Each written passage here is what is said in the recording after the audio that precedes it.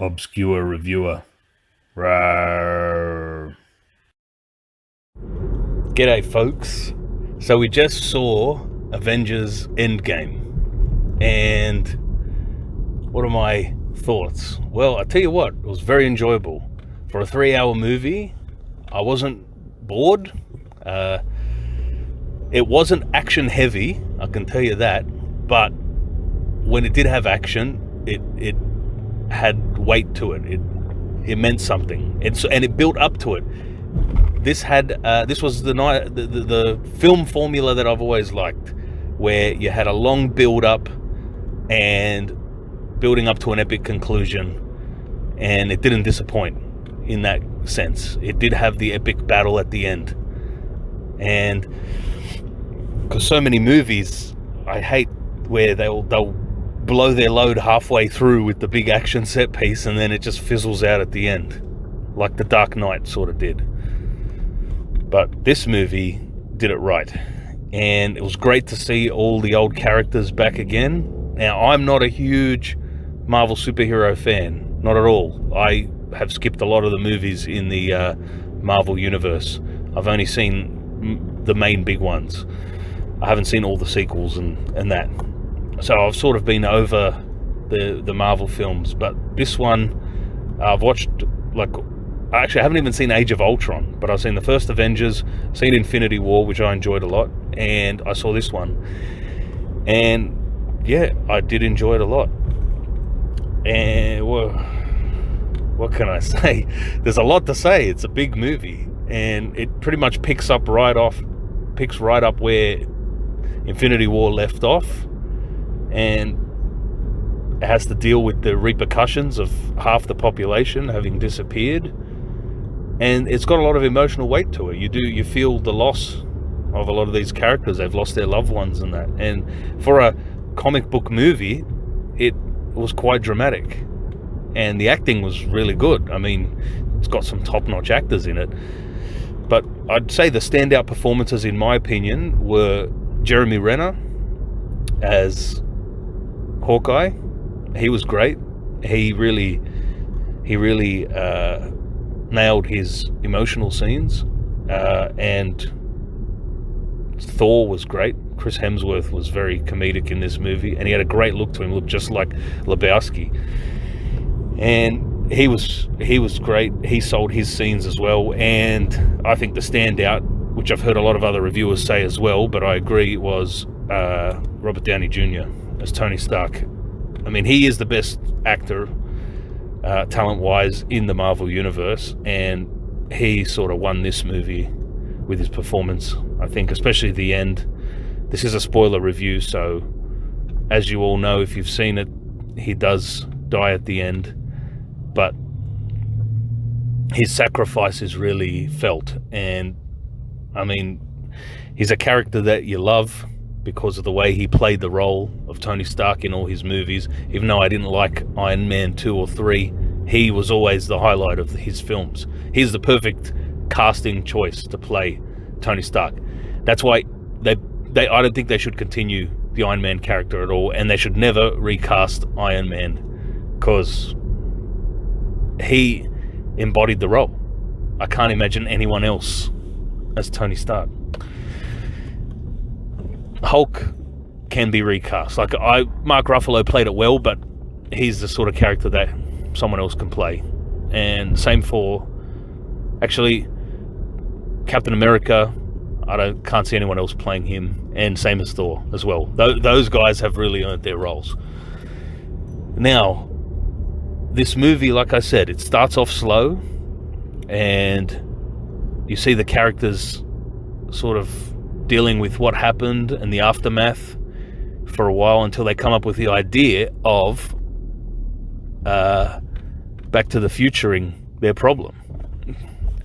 They realize that they have to go back in time using some, I don't know, hocus pocus pseudo physics shit that all these movies have, but it works for the plot, and Ant-Man figures out there's a way to go back in time and fix things.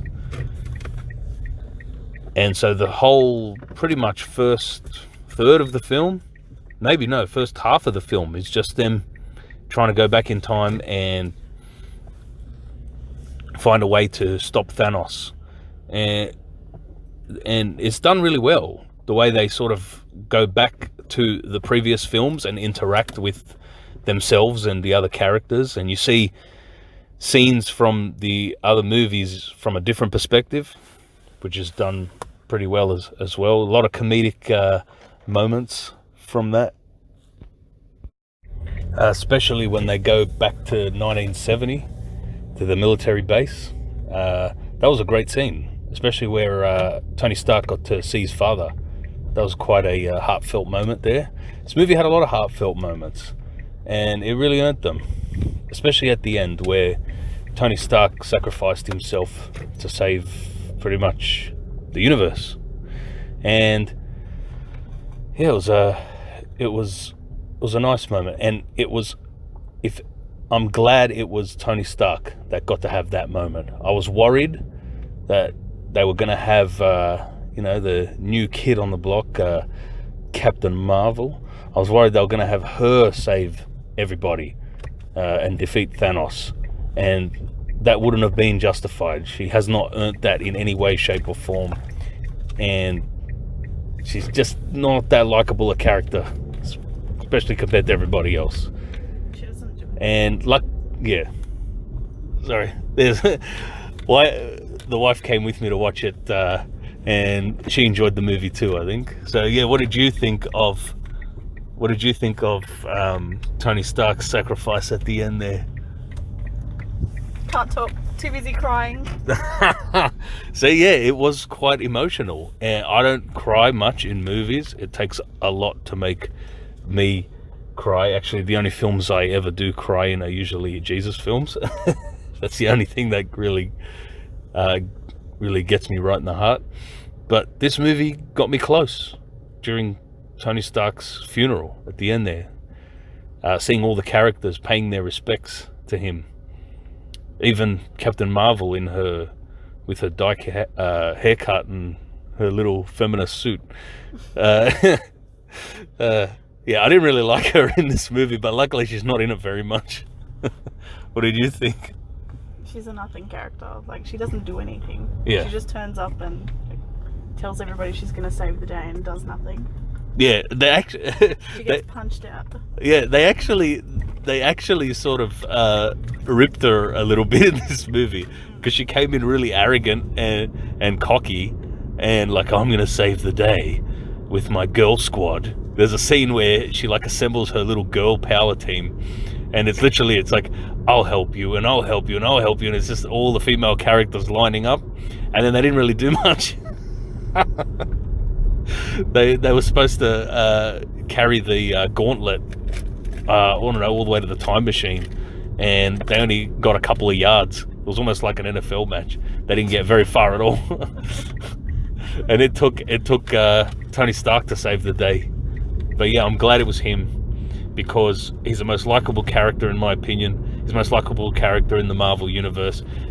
He plays it the best. He's the funniest as well, and he actually he really sorry? He's earned it. Yes, he's earned it. And it had more weight, his sacrifice, because he had a family in this one. And he never had he was always just a bachelor, or, him and Pepper Potts. But he never had any children or anything. And in this one, he actually has a child. And his scenes with his kid are really nice and heartwarming as well. And so there was some stakes to his demise. And that's where the film really got me in the emotions. Because these characters are quite likable, even though I don't really like superhero movies much. So yeah, it was good. The CGI in this was top notch. Some of the best I've seen. Up there with like Alita's, this was probably the best I've ever seen, and this was very close, especially Hulk. The CGI Yeah, what? It was amazing. He looked real. I know. If he looked like so good, tangibly there, especially the fact that they had a bit of stubble on his face, and it looked like you could just reach out and touch it. Mark Ruffalo played it well, I must say, and the motion capture they did. Whoever the special effects wizards are behind those visual effects, yeah, they have earned themselves a lot of praise. They should get an award of some kind. It was really good, and the action scenes were good at the end. But I was watching some of the scene where Captain America fights himself. I was like, oh no, too many quick cuts in that fight scene. I wanted more of a wide angle, steady cam shot, like they did in the older movies. Like, look at Alita. The action in that is so crisp and clear. You can see everything that's happening in that movie. I loved the fight scenes in Alita, and in this one, they were good, but they were not of that caliber. There was too many quick cuts, and I really hate that in an action film. Yeah, it becomes hard to follow. Yeah, you can't see what's going on. Especially after 2.5 hours, and it's a long time to sit still and focus on something, and then get to the action, and I don't know. It's hard for me to follow at the end. Yeah, I agree. They need to stop doing that in movies. I don't know why they keep doing it. They've had a lot of feedback from people saying it's shit, and that they hate it, but they still keep doing the quick cuts. Oh, we got to make you feel like you're in the scene, man. Well, it doesn't make me feel like I'm in the scene. It makes me feel like I just want to throw up from the nausea. Yeah. It's like they just grab the camera and start shaking it around to make it dramatic. No. The best action films of all time are the ones where you can actually see every move that the characters are making. That's where the real skill is. Yes, absolutely. So what do you think of the runtime? It's too long for me. Too long? It was too long and too short at the same time. I feel like they needed an intermission and then to go on for another hour after that.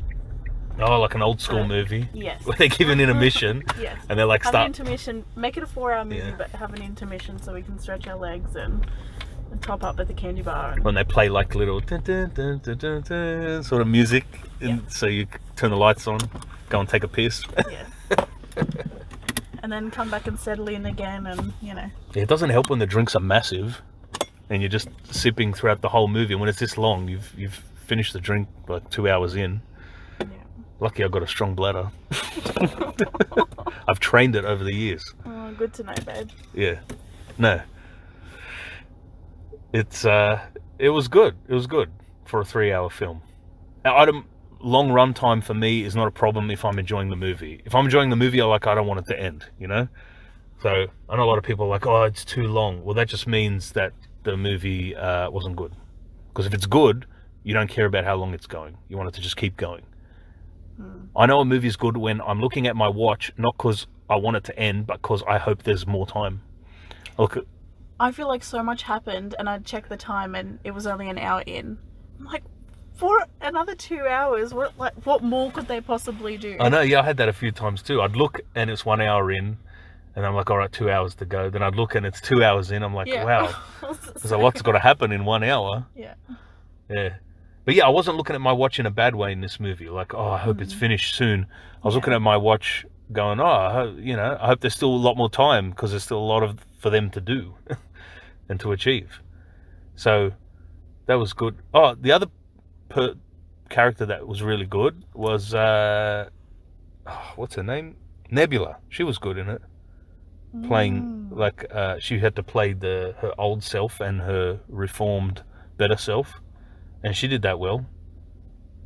Did she end up somehow killing herself because she shot herself? No, she killed standing there. Yeah, well, she killed herself from the alternate timeline, so I don't think it affected her in that timeline. Okay. Yeah, there's different time travel rules in every bloody movie. Yeah. Terminator's got different rules. Back to the Future's got different rules. They all got. Die Hard has different. Yeah, that was a good line. Ant-Man throwing in his little 2 cents when they're talking about different time travel movies. I mean, they got the same basic rules, but you know, a little bit different as well. Like in some of them, if you kill yourself in the past or whatever, you would cease to exist. Like that's what would happen in Back to the Future, I guess. But yeah, not in this one. Yeah. But yeah, at one stage I thought a DeLorean was going to pop up. Yes, that would have been great. I know it would have been completely out of place, but I just imagined like Doc and Marty turning up to save the day. Great Scott, we must stop Thanos. That's my terrible Christopher Lloyd impression. Oh yeah, another thing to mention about the great CGI was they de-aged several characters in it. Michael Douglas being one of them. They did a scene back in 1970 with a very young, fresh-faced Michael Douglas, and he's only in it for a few seconds, but it was done pretty well, and took me back to the idea about how in the coming decades they're going to be, you know, using CGI to either de-age actors or bring back stars from the past, the golden age of Hollywood, who are long gone now, and you know, as the CGI gets better, they're just going to be able to put them into modern films or even mix them in with modern actors and that. And I actually have done a video about that in the past. I'll link it in the description if you want to watch it. But yeah, it just reminded me about how that's coming. I mean, the CGI is just getting better and better where they can do that. How good will that be?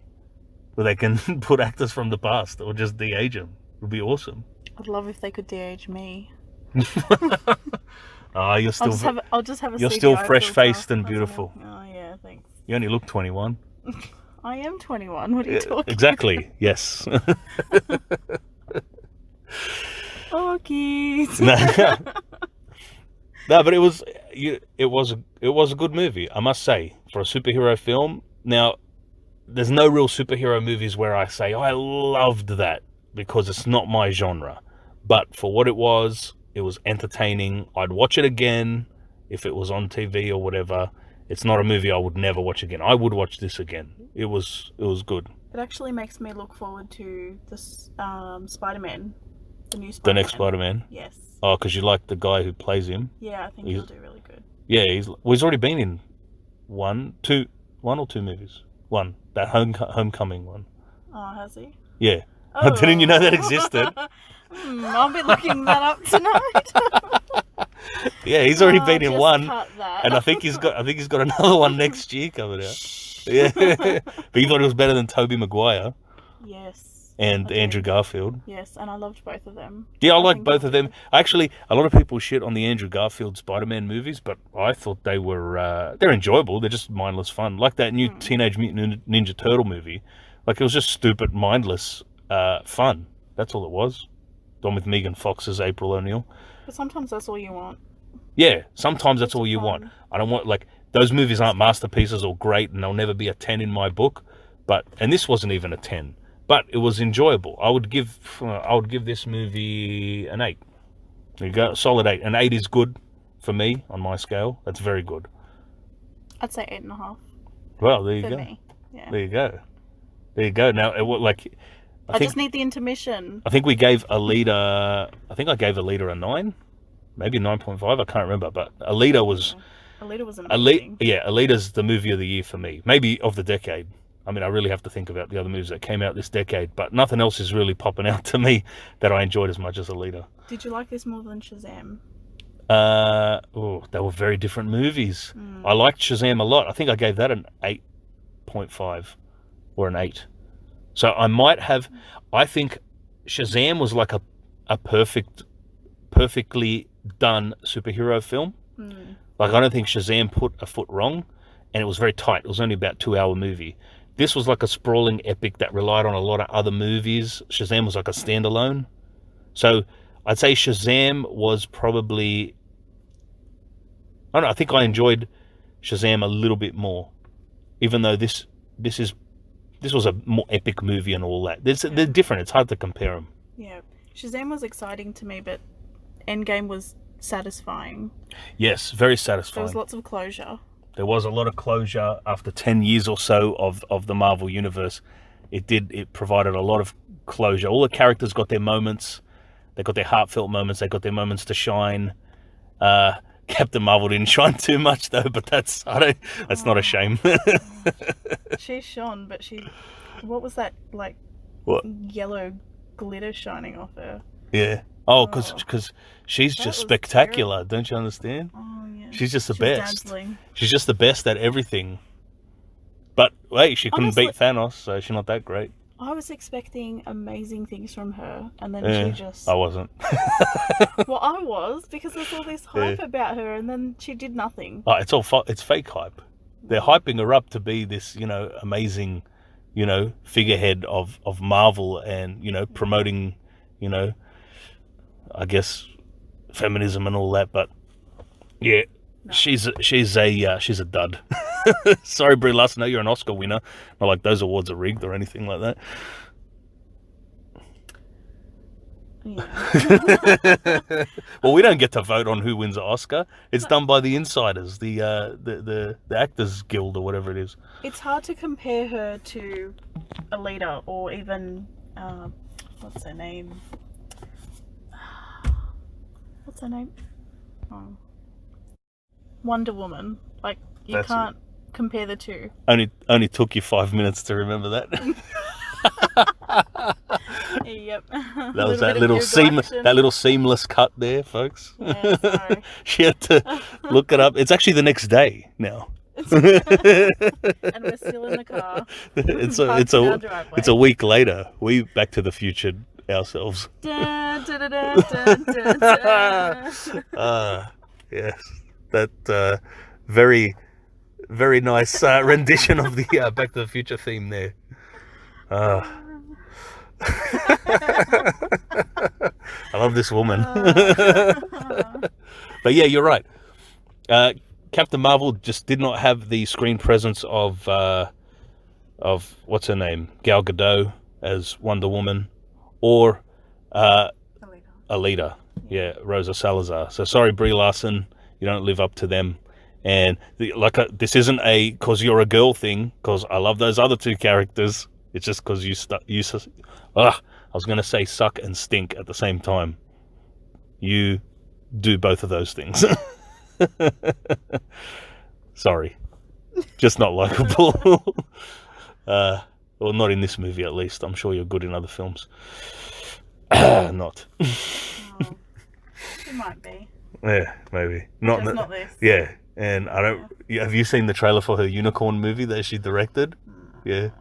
She's directing already. She's not even 30 years old, and she's going to be a director now. Martina Scorsese. Yeah, I don't think so. I think I directed something in high school, so... What, in a movie? Yeah. It was still probably better than her bloody unicorn store movie. I mean... age is just a number, right? Yeah. Attack of the Killer Tomatoes was better than that unicorn movie. I haven't even seen the unicorn movie, but watch the trailer for that, folks. Oh, it's a cringe fest. It's terrible. All right. You weren't wondering, he doesn't like her. Yeah, no. He's not a fan of her acting. Well, or her politics. Yeah, well, she kind of told me I wasn't welcome at her movies, so what am I to do with that? I'm not going to pay to watch if I'm, But you kind of did. Yeah, but she wasn't the star of this. This was not her movie. No. This was not her movie. They tried to bill it like it was going to be her movie, but it absolutely wasn't. And that's why I would have been disappointed if it was. But yeah, it was not her movie. This was Tony Stark's movie, Captain America's movie, and Thor's movie, in my opinion. Oh, and Hawkeye as well. It was those three, and Nebula. I'll throw her in too. I mean, it was good to see Chris Pratt as well. Got to give him a shout out. Love Pratt. Pratt. Yeah, isn't that his Instagram? Yeah. Yeah. No, he's a great dude. One of the few Christians and conservatives in Hollywood. So, yeah, I like Pratt. Not just for that, he's a great actor as well. And a very likable dude, unlike some other person in this film. All right, I'll give it a rest. All right, we'll wrap it up. I gave it an 8. I think I said 8.5. Wife gave it 8.5. Wasn't movie of the year, but very enjoyable. Go check it out. It's worth your time. Take lots of snacks. Take lots of snacks. Don't eat them all in the first. And half take of a the piss. movie. Take a piss before you go in and watch it because it's And long. don't take your kids because they'll be Yeah. bored. Although there were kids in the row in front of us and they were so well behaved. I didn't even hear them once. I think they had to go to the bathroom once or twice, but they never made a peep. So good job, parents. Those kids were very well behaved. So yeah, it's good. I recommend it. Check it out. It's worth it on the big screen. All right, folks. I'm going to wrap it up there. Please like, share, and Subscribe. leave a comment if you are so inclined. God bless, and we'll see. I'm not saying that. Oh, come on. Say my tagline at the end. All 18 subscribers of mine are waiting with bated breath to hear it. No, probably not. Too busy watching actual YouTubers with an audience. Well, this got awkward quickly. All right. Yeah. Wait. What's my ending line again? I forgot it. I'll see yous later. There you go. See yous later. Adios.